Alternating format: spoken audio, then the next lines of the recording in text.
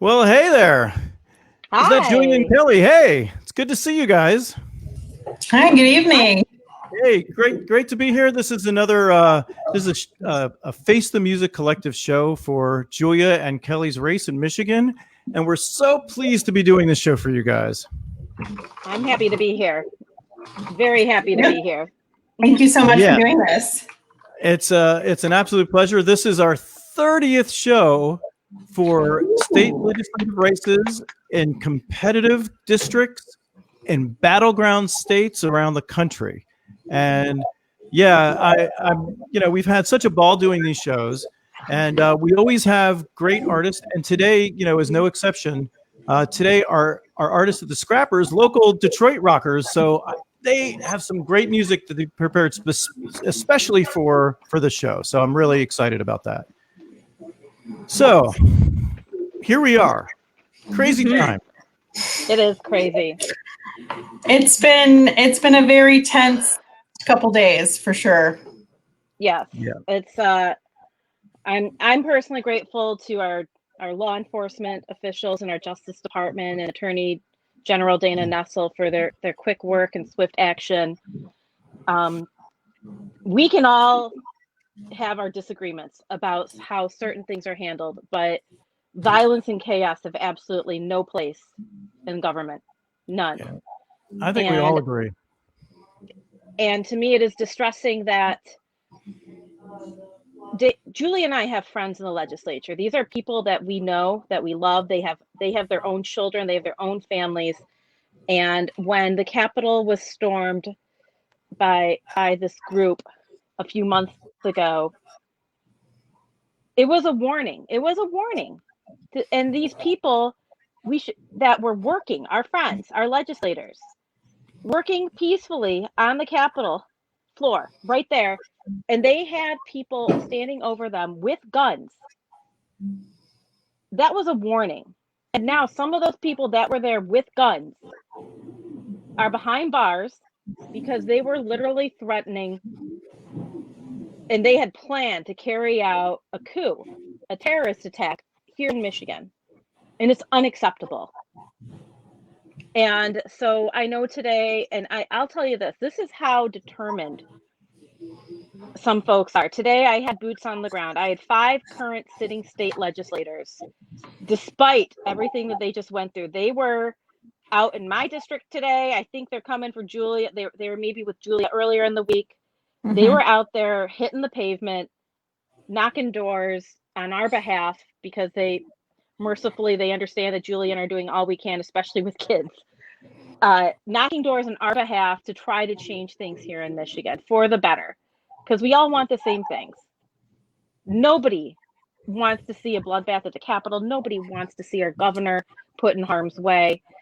So we just need to put this partisanship behind and work together. But we're not going to be able to move forward unless we can get a cohesive group of people that can work together for change for the better. And right now here in Michigan, it starts here in the 38th and the 39th with Julia and I. Absolutely. And really this is very anti-democratic, small d democratic. This is un-American. The entire reason that our country exists was based on the idea of peaceful transition of powers. We didn't want to have a military coup every time somebody disagreed with whoever was in power. Our entire system of government in our country has been based on the peaceful transition of power, of elections. If you have a grievance with your government, you have nonviolent means to address that. You can vote. You can have, put together ballot proposals. We have, in the state of Michigan, changed our constitution on a myriad of issues because of voter referendums. So the idea that this was righteous or justified because, we have, there's this desire to co-opt terrorism and domestic terrorism as some sort of extension of our patriotism, which really is antithetical to everything that we based our criminal. On. It's criminal. Criminal, and I'm very saddened to see that, the same people who were, essentially, threatening a violent coup in our state, we're also mingling with and rubbing elbows with, our opponents and the Republicans in the legislature, and, having a nice little private chat with Mike Shirkey up in the balcony while they're all, strapped to, armed to the teeth.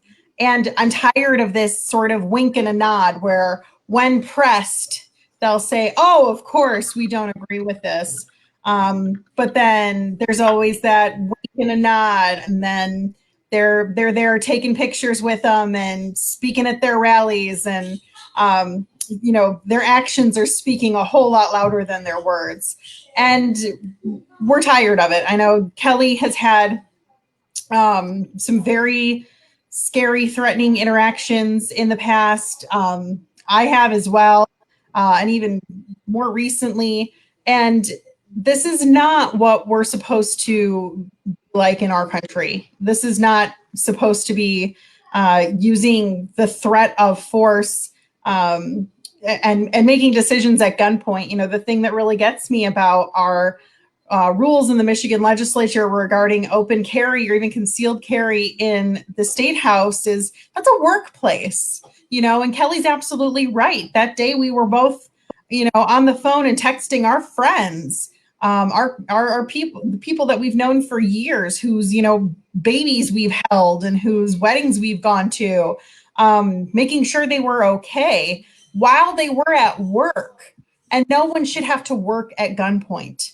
That is a horrific situation. And so we really just need to be able to flip these seats, flip the House, and get a majority in the state legislature that's going to actually do something about it and not just pay lip service to the idea that, oh, no, this should never happen, but then do absolutely nothing to change it. So, well, it's scary. You're absolutely right.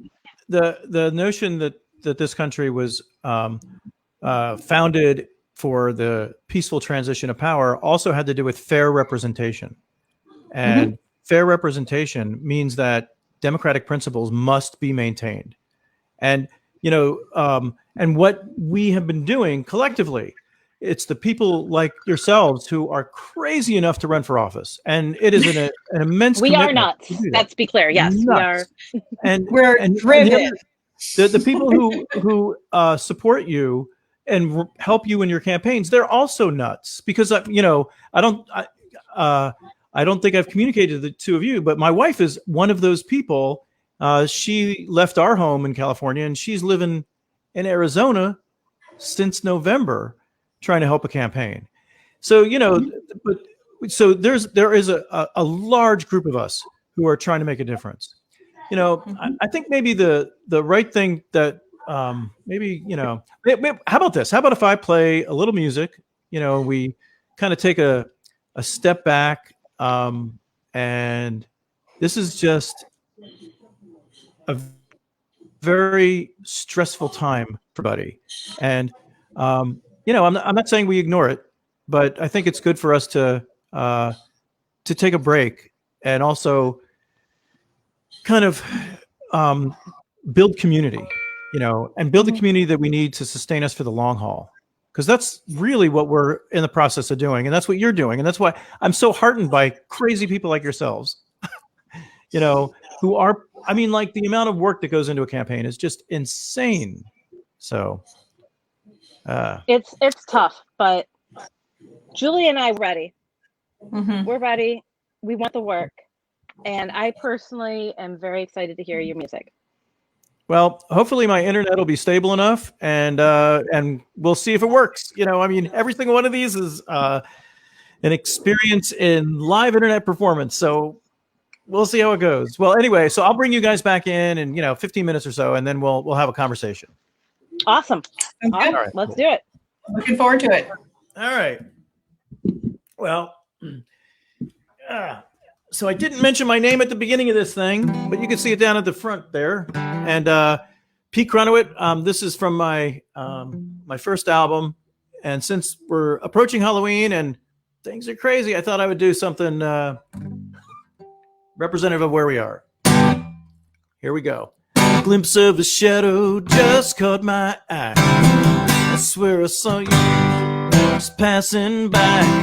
Book on a shelf, shattered dream. Says the worst thing I've ever seen at this doorstay in Maryland, Monroe. About a one person I'll never know. I got skeletons in my closet, ghosts in my attic. I got a haunted heart, haunted heart, haunted heart. I got a haunted heart, haunted heart, haunted heart, haunted heart. I got a haunted heart.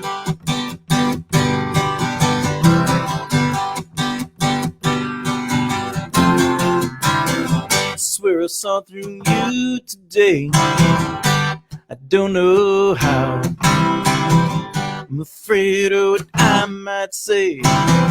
That's the way it is now. Think of you more as time goes by. I probably will till the day I die. I got skeletons in my closet, ghosts in my attic. I got a haunted heart, haunted heart, haunted heart. I got a haunted heart, haunted heart, haunted heart, haunted heart. I got a haunted heart.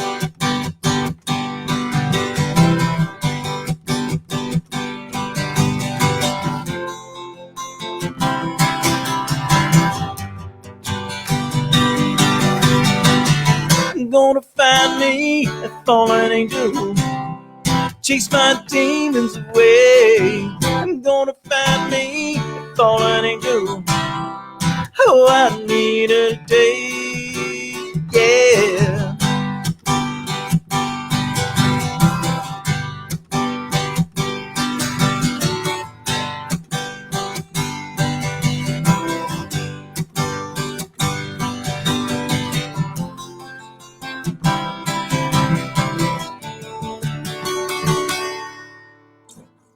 Glimpse of a shadow just caught my eye. Swear I saw you just passing by.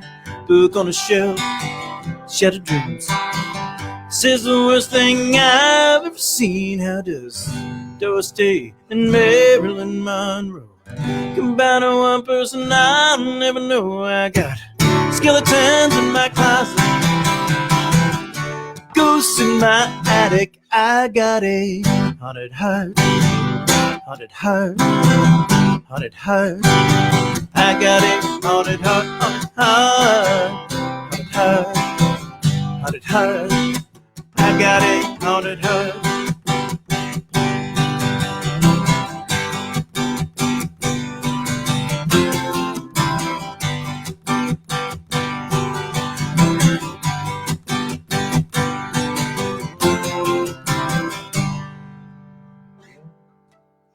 All right. All right. Well, you know, it has been a stressful time.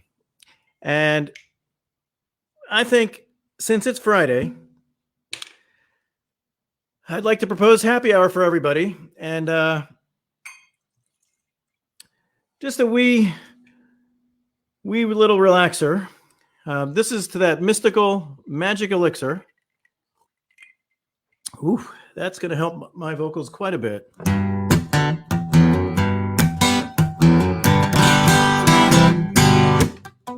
I'm sitting in a dark room with no lights on. I'm gonna follow in the footsteps of Paul Gauguin. I'm gonna paint lots of women, no tops on.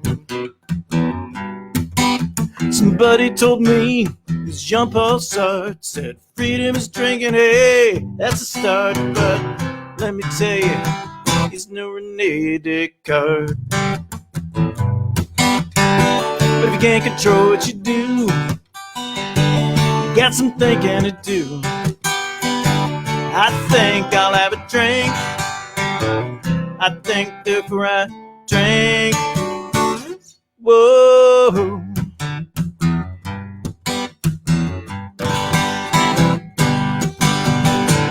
If you drink too much and you're losing touch, it's time you settle down, maybe one more round.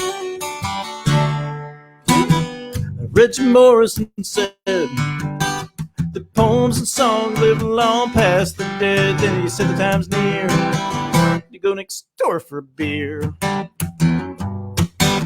The world spins out of control. Then this guy named Trump, he does quid pro quo. Well, I'm gonna get wild before the night gets old. But if you can't control what you do, you got some thinking to do. I think I'll have a drink. I think therefore I drink. Whoa.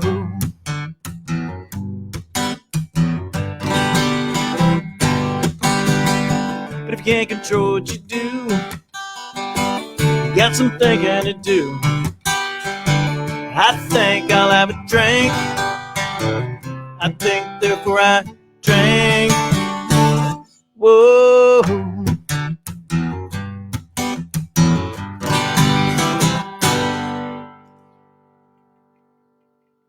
Here's you. All right. Well, hopefully my internet is working. Thumbs up, maybe? Okay. Yeah, I wasn't going to play this song. Working. Excellent. But something that I think it was Kelly, something that Kelly said. Something that Kelly said, I think I'm going to play this song. So I mentioned that my wife is, she's been in Arizona, far away from home, since November, which also means she's gone during the pandemic. And, you know, almost every state in the country has had problems from the pandemic. And as that the pandemic started to affect people's lives in multiple ways, you know, I just realized I was ending every conversation and every email the same way. And I got together with a friend of mine, Viola Krause, and we wrote this song, and the song became something a little bigger than what it started out to be.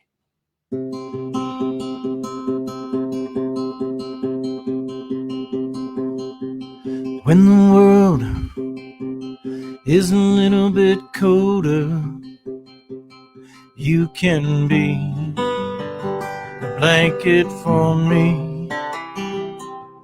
When this world is a little bit darker, you're the light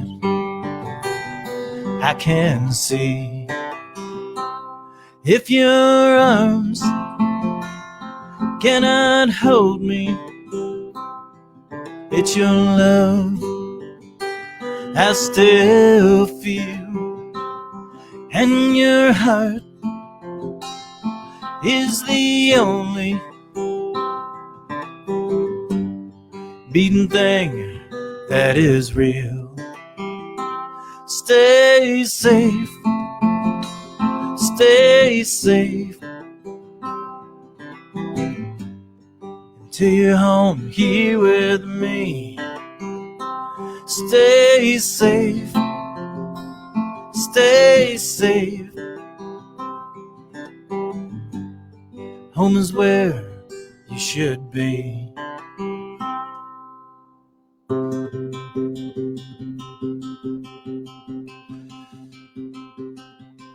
I remember what it was like before everything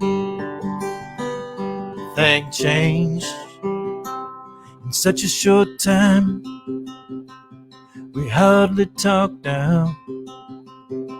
We should be able to agree. Have we forgotten what's important? We argue endlessly, but we're still human, and it's not right. We all want the same thing. Stay safe, stay safe, until you're home here with me. Stay safe, stay safe. Home is where you should be. Home is where you should be.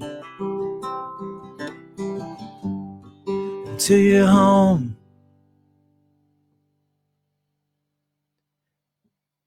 here with me.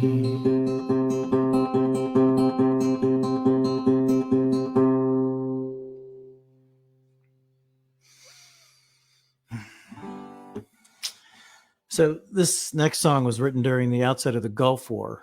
And yeah, Gulf War, that was the first time the U.S. invaded Iraq. And, you know, when I think back to that, the Gulf War, if you kind of put these pieces together, the Gulf War, for those of you old enough to remember, maybe you'll remember, but those of you who are not, one of the things that was said in the lead up to the Gulf War was, you know, we were going to liberate the Kuwaitis, which was true. We were going to liberate the Kuwaitis. So there was absolute a truth to that. But Kuwait had oil. And that's the reason why we went to war. We went to make sure that our oil supply was, and not that that's not a important thing. I mean, you know, our oil supply is vital to our country's interest. But the point is that the government didn't tell us the truth. And specifically, it was the George H.W. Bush administration. Now, they had the wherewithal not to, to topple Saddam Hussein, but they did enough damage that there's a direct link between the Gulf War to 9/11, and then from 9/11, of course, to reinvading Iraq for the wrong reasons again, where our government didn't probably tell us the truth. Telling the truth seems like it's an important thing. Anyway, so this song was written during that moment, and I don't think, but the song was not just about the war. It really covered a lot of topics, and I don't think I internalized all these topics, really internalized them until I looked back through the lens of the 2016 presidential election. There was a moment during the Democratic National Convention, and there was a couple on stage, Mr. and Mrs. Khan, the Gold Star parents. If you remember, if you were watching the Democratic National Convention, they were speaking during prime time about their son, Homayed, who he'd been killed stopping a car bomb. And there was an unscripted moment during that speech where Mr. Khan reaches into his jacket and he pulls out a pocket constitution and he waves it in the air. And he asked Donald Trump a question. He says, "Donald Trump, do you even know what's in the Constitution?" And of course, we unfortunately know the answer to that question now. And then he says, "I will gladly give you mine."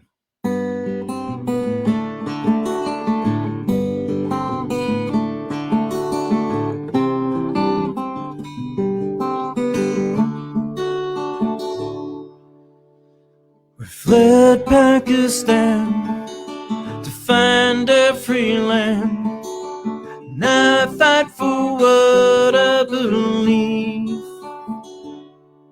My son asked me when I'd be home again.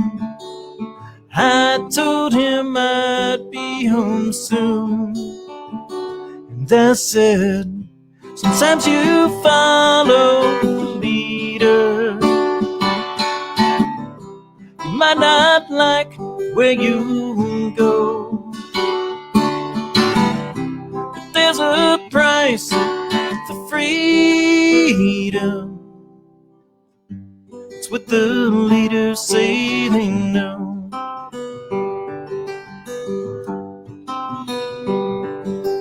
At school, my boy did fight for what he thought was right. The other kids, they called me a spy. We talked on the phone. I said he'd never be alone. He told me about his black eye. And I said, Sometimes kids follow the leader, though they may not be right. But there's a price for freedom. To be a man, you must fight.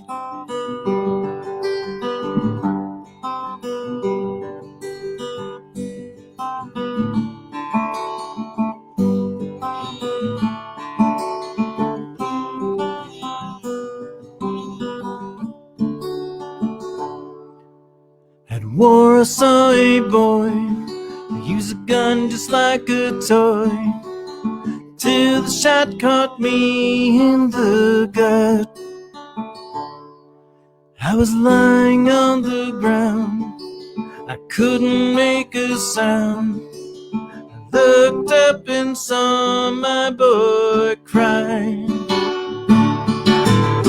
Sometimes you follow the leader, you might not like where you go. But are you fighting for freedom? It's what the leaders say they know.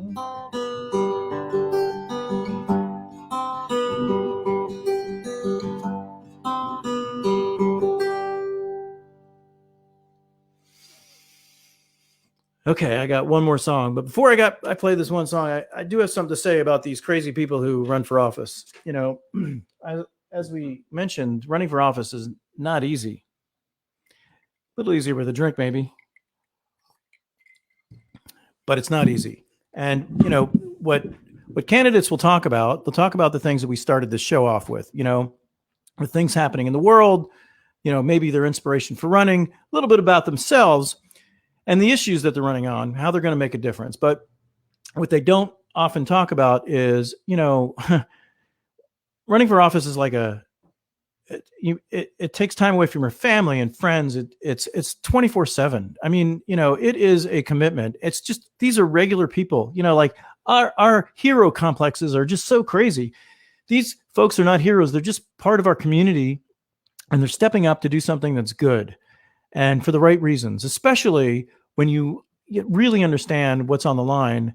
And so in these state legislative races that sometimes get ignored, like, you know, people go to the polls and they do not vote all the way down the ticket, especially in a presidential year like this. So it's really important to make sure that, you know, that Kelly and Julia's names are well known, that people know how important it is for, you know, us to have fair elections like we talked about. And in order to do that, that means to stop the gerrymandering that's going on in this country. So here, I would just say this. If you're one of the lucky folks who maybe you still have a job or have economic resources, just contributing a little bit right now is the critical time for a campaign. Please just donate what you can. Any amount really helps the campaign right now. You know, these state races they have smaller budgets, and your dollar really has an impact. And I've really been paying attention in the last couple of years, so I know. But if you happen to have time more than you have economic resources, then I would then urge you to volunteer, making a few phone calls for either Kelly or Julia or both. I'd say do both. You know, you don't have to be in the district. You can make phone calls from anywhere. And, you know, it's a simple math equation of making sure that, you know, they win by 50% plus one vote. And it's really just you know, getting people out to vote is really, it's just work. It's just real work. So I have my own sort of way of kind of reinforcing that message. And if you donate, if you volunteer, and Julia and Kelly and their campaigns tell me about it, that's my new album. I will send you some songs from my new album. And this is a song from my new album. I'm gonna tell you all, it's time to kick your ass in gear. It's time to tear down fear. Do something now. The moment has arrived. We can tell we're alive and do more than survive. Do something now. It's time we Do something, do something, do something now. Do something, do something, do something now. Don't just bitch and moan. Time to get on the phone. To be sure, just knock on doors. It's forward, ho. It's time we do something, do something, do something now. Do something, do something, do something now. Polar bears can't swim forever. Guns killed 7 kids today. 10 more lies, yeah. Yeah, I actually think he really is a Russian spy. Women's rights are being stripped away. It's time we do something, do something, do something now. Do something, do something, do something now. Do something, do something, do something now. Do something, do something, do something now. I'm gonna tell you all, it's time to kick your ass in gear. All right. Well, let's bring Julia and Kelly back up.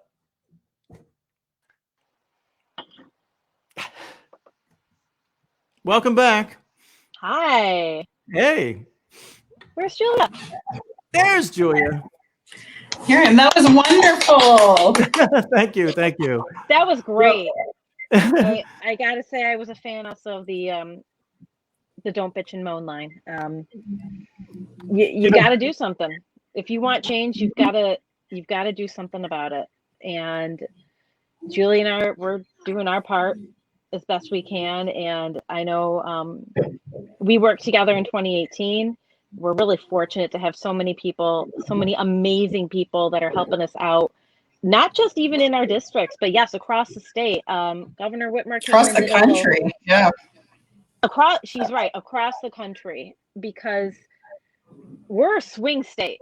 Michigan's a swing state, and the circus has come to town.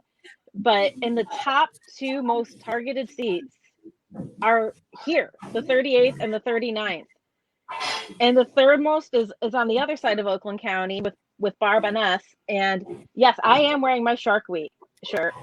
I make no apologies for it. I support our governor. Oh, I wish I had a Shark Week shirt. Well, it's funny you should ask, because this lovely Democrat in Farmington has a little shop in her basement, and she makes it there. So you can support the local economy and a fellow Democrat by ordering it that way. I will send you the link. Me too. That'll be my project when we're done here. I'll get myself a Shark Week shirt. Do it, man. So yeah, Well, we are lucky. You guys kind of chat, and because maybe I'll be like a third wheel if I hang out. So I like your songs, Pete. You're great. Oh, well, thank you. Yeah. Thank you. I really appreciate it. It was great. I admire musicians. Some things come really easily to some people. Some people have to work really hard at it. I took piano lessons for years. I was not good. I was not good. That's okay. I tried. Everybody has it in them. You know, you just like play and play and play, and finally someone says, "Oh, you're not bad." Who's that? Who do we have there? This is Alice. Alice turned 8 on the 1st. Hi, Alice. Happy birthday, belated. Say hi. Hi. Happy birthday, Alice. I haven't seen you in a while. I miss you. Hopefully we'll be seeing a lot of each other more starting January. Yeah. Julie and I, maybe we could carpool to Lansing. We can carpool, yeah. Okay. Okay. Thanks for coming to visit. Okay. I say usually Kelly's kids get to photobomb our calls. I have made one TikTok video, one, and it was of Abby Zoom bombing our city council meeting, not once, but twice. And you can see it because you see me looking over, and I'm doing the stern librarian look. And she comes over, and then you see me just pushing her out of the screen, and then she comes back like, and that video from the dad on the BBC interview with the kid coming in, just walking Yep. and then mom coming in. Like that was the foreshadowing for 2020 that none of us saw coming. I feel like maybe we should have heeded that warning a little bit more. Well, what was funny, I don't know if you saw the one that the woman did after that, because it was the dad one, and then Yeah. the mom, where she was like pulling out a roast turkey from some oven Yep. underneath her desk. Yes, Like but changing a diaper and like that's what our life has become essentially. Kelly and I have been working from home and running for office and doing our day job. Trying to teach our kids or at least keep them happy and our houses from being burned down. Kids, my house could be on fire right now. I wouldn't know, but yeah. I know my kids have gotten a little bit more bold with cooking since, mom's distracted a lot, and my older three are all in middle school, so we know some basic safety, but they're still going through those growing pains of learning, like maybe don't grill the grilled cheese on the highest setting, like medium's a good spot. that's a tough lesson to learn.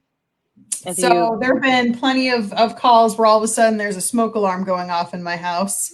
And I would say, excuse me a second, I got to go put out a literal fire here. So, Yep. Make sure your smoke detectors work. Check them at least twice a year. As our friends in the fire department remind us. And mine seem to get checked weekly. So well, at least they're in good working condition. Yes. I won't lie. We have that same issue here. We really do. It's but we know where they work, and at least I know that we're lucky to have so many people throwing their weight behind us. I mentioned before, you've had the boots on the ground. We both had Governor Whitmer out, and we've been fortunate to have in a swing state be highlighted with all these other amazing candidates. And I really just want to get the work done. Julie, what's like the one, like if you did like pick one thing, and I know it's so hard, but like what's the one thing you want to start with in Lansing? Oh goodness. We have to make a plan for how we are going to quickly distribute testing and eventually a vaccine for COVID.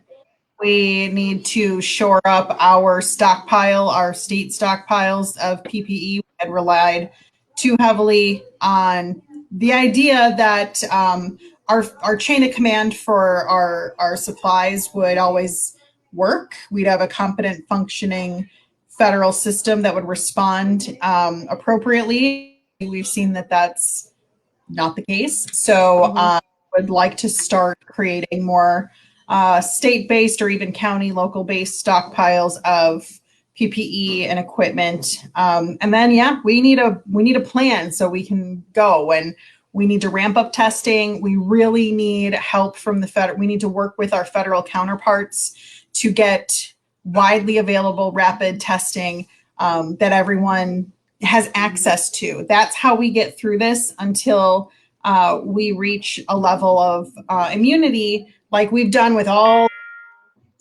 super contagious, epidemics we've dealt with, polio and, everything else that we've ever had to deal with as a country. That's how we live with it. We have to test, trace, and isolate. But it starts with the testing part. Right now, our testing is still not where it needs to be, and that's a hard thing to do on a state level. We don't have the resources to do that. So as important as it is to get our state legislature, flipping the House to support the governor to do all the things we need to do, we really need a federal government who knows what it's doing and who will use the Defense Production Act like they're supposed to start mass producing reliable tests. We should be able to test ourselves just like apparently, the president in his circle does, test ourselves every day to know if we need to stay home in quarantine or not. And then we can trace where the outbreaks are. Knowing though, too, that testing is not a cure. I think there's this, false sense of security that as long as I'm testing all the time, I don't also need to wear a mask. I don't also need to still distance.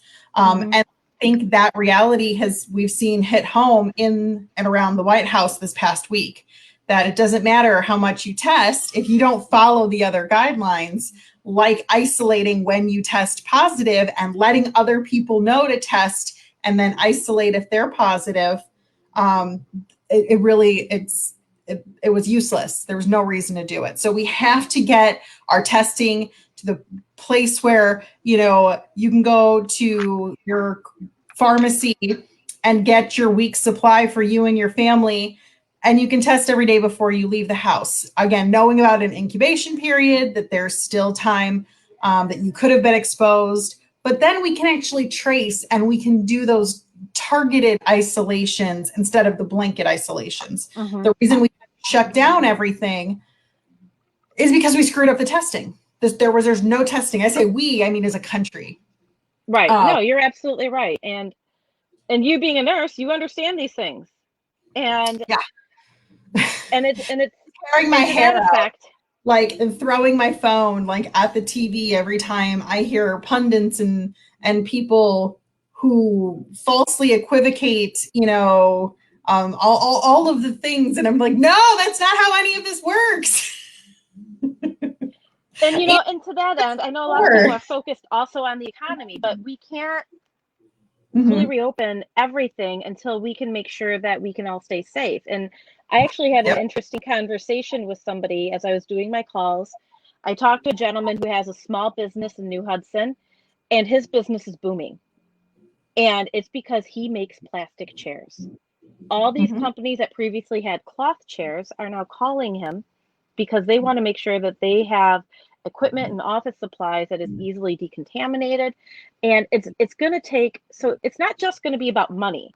It's going to be about ingenuity and innovation and pursuing things like that in this growing economy. Healthcare, we are poised to excel. We had those Beaumont doctors that came up with the new rapid testing. I know that some people right now, they're waiting days for test results. Some people, we were able, when I had to take my daughter in, unfortunately, she got her results within a few minutes. Why isn't that more widely available?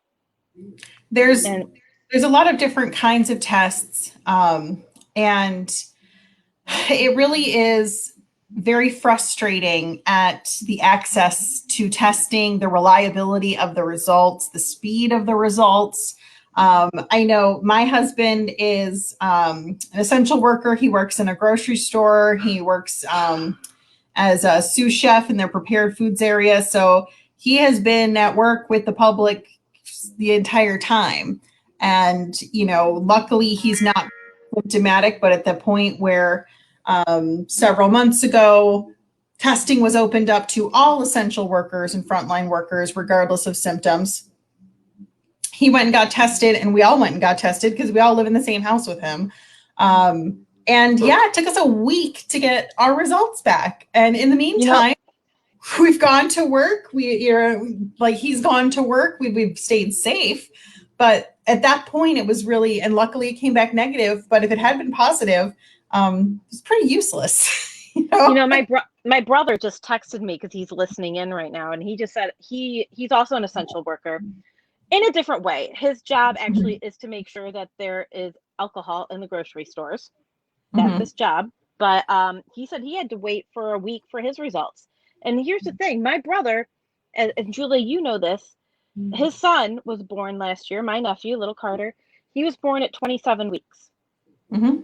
And so my brother had to live apart from his wife and newborn son for months because of the testing and the fact that we couldn't get accurate, reliable, fast results in order to live with his child. I mean, we got to do better.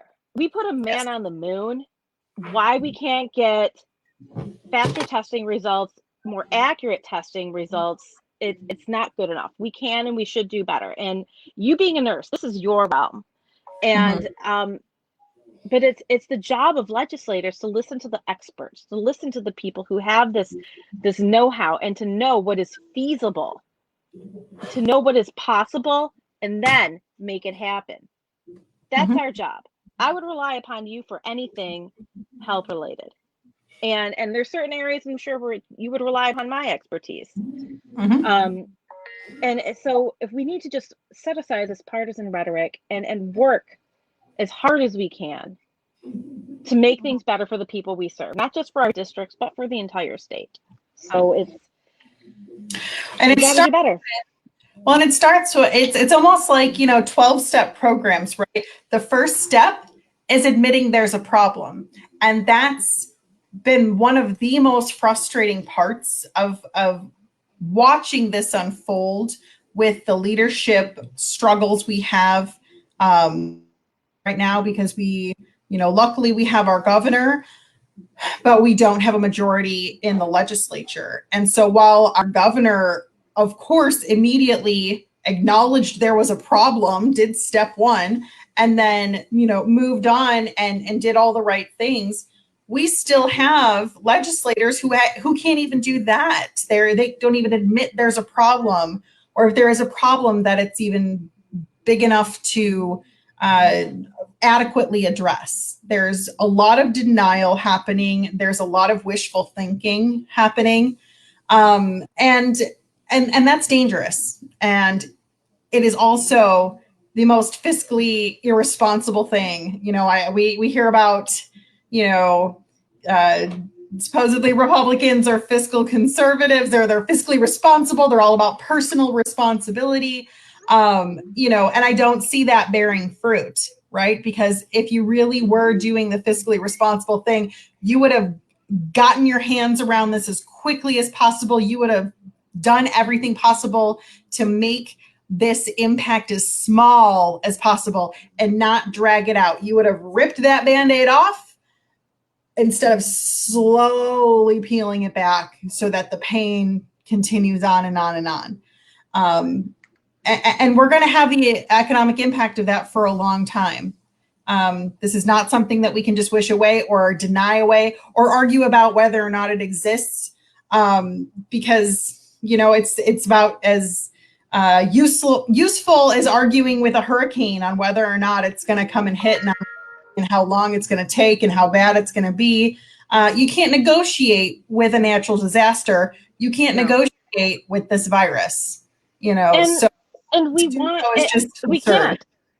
And the thing is, it might hit kids, and kids might be able to cope with it, and that's fine. We don't know. It's a novel virus. The impact, we don't know for people who've had it, as far as permanent problems to their brain functions, to their lung and their heart functions. We don't know what's going to happen.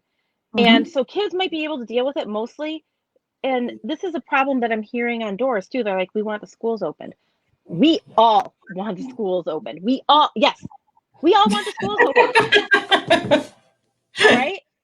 Especially you've got, kids like mine where they have some unique needs that need to be handled.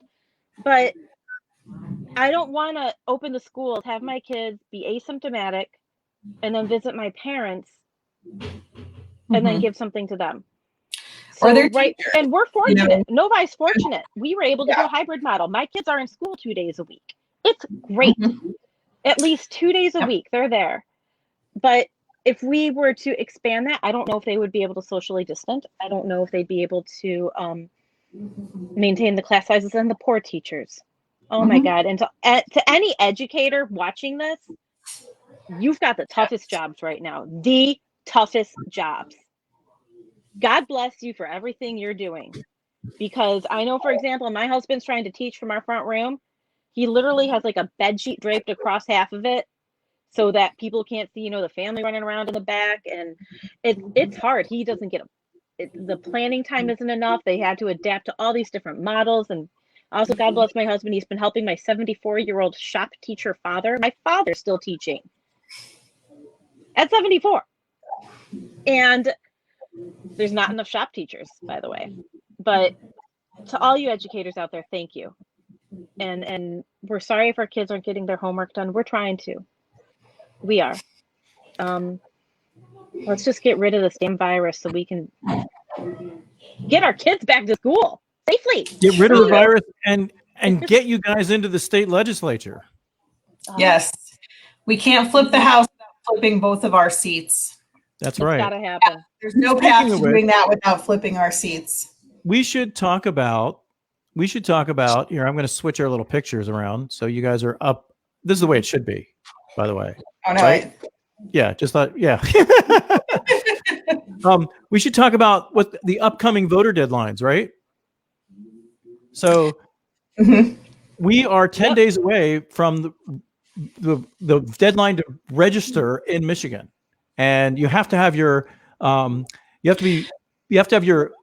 registration postmarked by October 19th, and you can do it in person up until Election Day.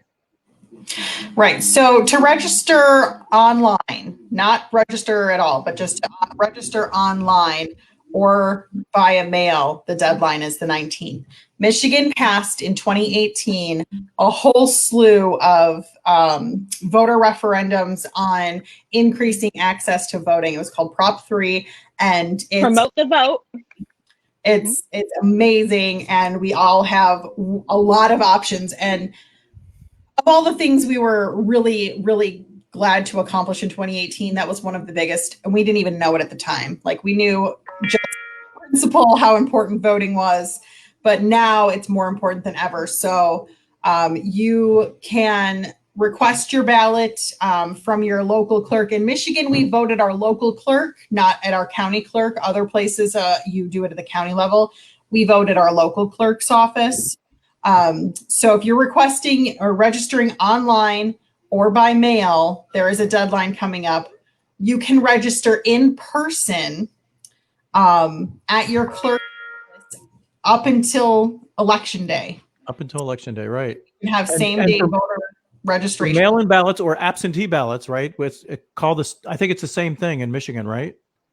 Right. So you can, it's the same form. So essentially, if you are voting early, you can go to your local clerk's office when they're open, during their normal open business hours, and request your absentee ballot in person.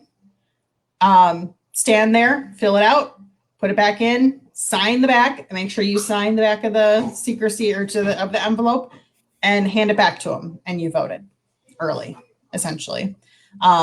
You can request it in the mail. Same thing, they'll mail it to you, you fill it out, you return it. Obviously, we're concerned about the mail, the speed of the mail, so a lot of people are requesting it by mail. Drop it off. Yes, dropping it off at the office or in. I wanted to take that. Drop it off. Okay. Yeah. Mm-hmm. We're getting too close, which is sad because we're just barely a month, away. But it's getting too close to really rely on that. You can track. I mean, the other thing I would maybe put on here, Kelly, do you have the? To track your ballot? Yes. I can look it up, Someone or maybe somebody else can look it up. Right. So anybody who's listening can look it up. The state of Michigan, the Secretary of State's office has a website where you can track your ballot. So for you, it shows when your absentee ballot was requested, when it was mailed out to you, and then when it was received back. So you can track it to make sure that it actually made it there. Yeah. And to that end, and I think it's important to note this, I am in local government. I'm on Novi City Council. It's an honor and a privilege to serve in Novi, and we lobby on behalf of legislation that will help local government, including a package of bills that will help local clerks. Local clerks are working their butts off.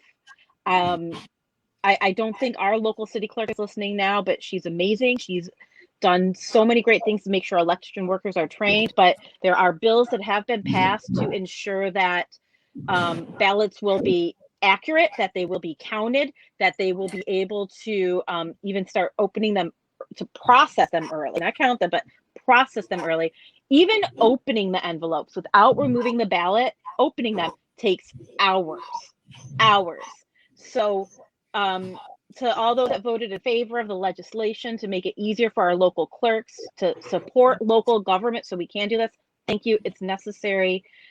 local government is where so many things happen, and that's actually one of the biggest reasons why I'm running. I want to make sure that our clerks have the resources to make sure elections are run fairly and accurately, because every vote counts.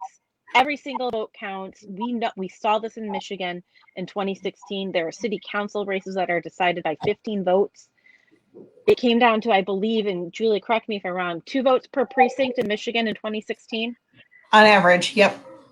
2 votes per precinct in 2016 could have changed the trajectory of our federal offices. So I have So it two is things. that serious. One is early voting has already started, and yes, it's time to vote. We don't need to wait for anything else. Just go vote, and it's not enough just to vote. Sorry, that is like rote. We all know that. You need to grab your neighbors. You need to grab your, the people who you talk to on the street, and make sure that they are voting. Just talk, bring it up in conversation, bring it up casually. Like, hey, I don't need to know who you're voting for, unless you want to tell me you're voting for Julia and Kelly. And then but you need to go vote. I mean, people need to be part of the process this time. This is not an option. And then, of course, the date that everyone is looking forward to is November 3rd, which is Election Day. Mm-hmm. And if you want to vote on Election Day, some people still really like to go to the polls. It's an event. That's absolutely fine. Be prepared to wait. Be prepared to wait out in the cold, possibly the rain. Bring a poncho, bring an umbrella. It seems like it rains every single election day in Michigan. It does seem that way. It gets cold, 40, 50 degrees. So dress for the weather. Don't assume there's going to be space inside. I mean, even in normal times, some people have to wait outside whatever building they're voting in. But now trying to keep people even further apart is also going to be very hard. So be prepared to wait, dress for the weather. Like Kamala said, bring a brown bag lunch and bring a folding chair, maybe even to sit in, and comfortable shoes. And if you are in line, to that effect, Julia, know that it's safe. Or at least I know our local clerks are doing everything to help people that are voting at the polls to keep them safe. They are literally disinfecting the ballot envelopes between each use. There are pens that are available. They have different cups, new pens, dirty pens. They are making it so that the people that do choose to vote on Election Day are able to do so safely. And so if that is a concern, I encourage you to contact your local city clerk to find out what measures are being employed. But from what I have seen, again, props to the local clerks. They are doing an amazing job making sure that people can still vote and carry out their civic duty by casting that vote. So, but yeah, be prepared. And if there's any shenanigans at your polling place, if there are people trying to intimidate you, we have laws. Everybody who's working for any campaign has to be 100 feet away from the polling location. If you are turned away or somehow told you're not on the rolls, the ACLU has a hotline. We have, and Kelly has served in the past as an attorney helping on Election Day to make sure people are not turned away. Kelly, I don't know if you want to give some more specifics on the people's rights if they are unfairly turned away. So my job, this was in 2016, it's called voter protection, and the job is simple. You make sure every vote counts. And you're not allowed as an election, as part of voter protection, you don't wear partisan anything. You are actually in the precinct and you are making sure that there's absolutely no intimidation, but also some of the election workers, unfortunately, the precinct I was at were not appropriately trained. I have no doubts whatsoever about the folks here in Novi or really anybody in the 38th, but it is the job to make sure that people are able to cast their vote. If by chance that they were sent to the wrong polling location, or if they were given misinformation, or if their information isn't showing up in the polling database, we've got to make sure that there's provisional ballots available. There are poll challengers, usually from every party there at the precincts, but their job is to just not do voter intimidation just to make sure that the process works. And if you are interested in helping out in that capacity, there are a lot of resources available to get involved, but we do need people helping at the polls. I know that cities are hiring in order to help, hiring extra workers, and you do, for some of these, you do get paid. You get paid for some of these jobs through the city. But voter protection is an unpaid job. It is an important job. If it's something that you're interested in doing, then I would encourage you to reach out to your local organizations on either party, actually, because we all want the same things. We all want to make sure that people can vote. And for example, there's a man in our city. He's on our board of canvassers.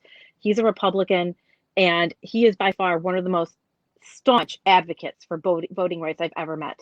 And he's a good man, and I'm proud to call him a friend. This is an issue that is nonpartisan, making sure that people can vote. It's nonpartisan. So we can all work together in any capacity. Just find there's a place for you if you want to help. So you said that keywords, and I think you said it before, we all want the same thing. And I think that there is a core part of life that we all want the same things. And that was actually my cue to play that song, Stay Safe. Yeah. So, yeah. I think most of the people who are watching this, they'll probably get it. But, there are people who are not watching this, and that's the value of this. Like, you get the kind of next level of information and you can help other people. So I really, this conversation has been heartening. I mean, to hear the expertise around the pandemic, to the passion that both of you bring to running for this, for the state legislature, the difference that you want to make. I'm moved by that. I'm moved by, it's public service. It really is public service, especially this time around, because we need responsible elected officials more than any time in my lifetime. So I appreciate what you're doing. And we appreciate you, Pete. I mean, I just want the work. Yeah. I just want the work. I just want to get it done. Well, let's make it happen. So we have one more thing coming up. And just because I know that maybe some people are hanging in, waiting for the music, so there's this band, the Scrappers, that are from Detroit, who've done this special set for you guys. And they're just phenomenal. I mean, I particularly like this. The lead, at least the one of the vocalists who plays pedal steel, Dave Lawson, is going to do a short intro. But I'm kind of fond of the pedal steel. If you don't know what that is, you can see it in the video. But it's Eddie Baranak on guitar and Pete Ballard on. I think I might have been wrong. It's Eddie Baranak on guitar and vocals. It's Pete Ballard on pedal steel, and Dave Larson is on bass, and he also sings. And Ben Lucan on drums. Let's bring up the Scrappers.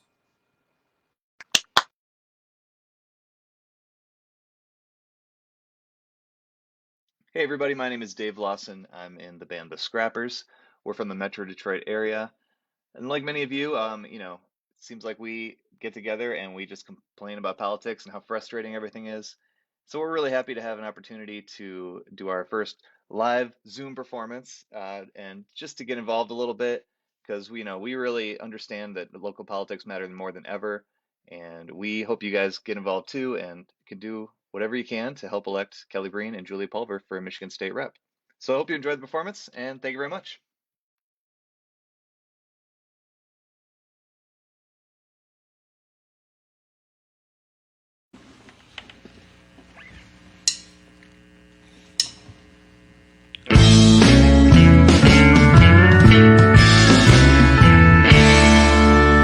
I don't give up, I just wait a little while. Everything's in style someday. Don't get distraught just because you're in one spot. Everything's in style someday. 'Cause this morning the sun shined on who remains. So much we had done to keep it all the same, when all we can count on is change.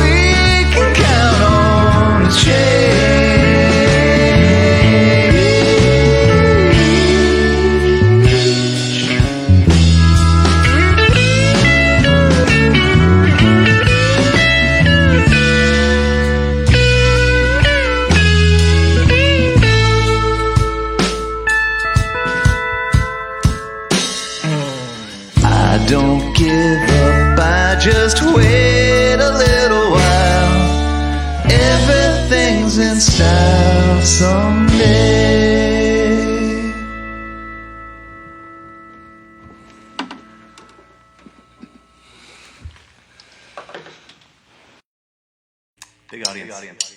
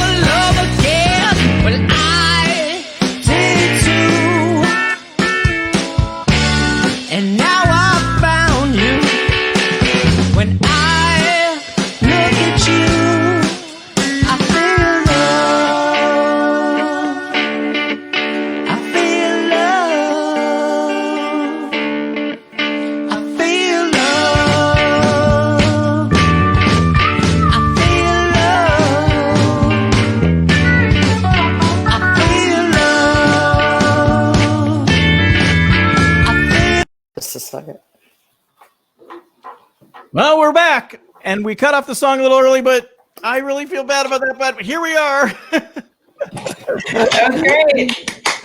It was Oh man, great. you know, That was I a great actually band. love the Scrappers. I like that. That music is just like that's right in my wheelhouse. That is kind of like exactly what I personally love. So I want to thank them so much for that performance.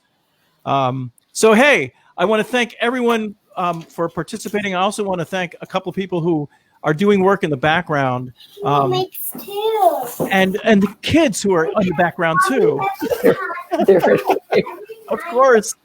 So I want to thank my friends Linda Allen and Jen Brightman, who work so diligently on helping me put these shows together. They have been my partners in doing this, and I don't think I could do that without them. And of course, there are so many people that help on the campaigns, so many volunteers and campaign managers, field directors, people who do director of fundraising, people who like never get credit. They really deserve so much, accolades for what they've been doing. And Emily. Emily Collins is on now. There's another Emily who's missing. My Emily Rohrbach. Yep. All the Emilys. So, and of course, the crazy people who run, Kelly and Julia. Thank you so much for what you're doing. Thank you guys so much. This is so fun. This is a lot of fun. And I'm really grateful for everything you guys have done, not just for us, but for all the other candidates, for what your wife is doing, Pete. I mean, it takes all of us. It really does. It takes all of us. And for whatever we can contribute, whether it's time or money or whatever we can do, it really does take all of us. And, this has been a test for all of us too, right? And it's, I think, a test that we're on the path to pass. We just have to pass it. We do. Yeah. We'll get through it together. We will get through it. Well, we've had a bunch of people watching through the whole show, and I want to thank everyone for watching, and I want to thank everybody for all the work that they do. So Thank you. Okay. Yeah. Thanks and to my friends and Kelly family that and, were watching. Julia, we'll see you when you're in Thank office. you. Don't forget, subtle message here. Vote. Vote. Vote. Vote. Vote. Everybody? Amy says vote. All right. Thank you, everybody. Bye bye.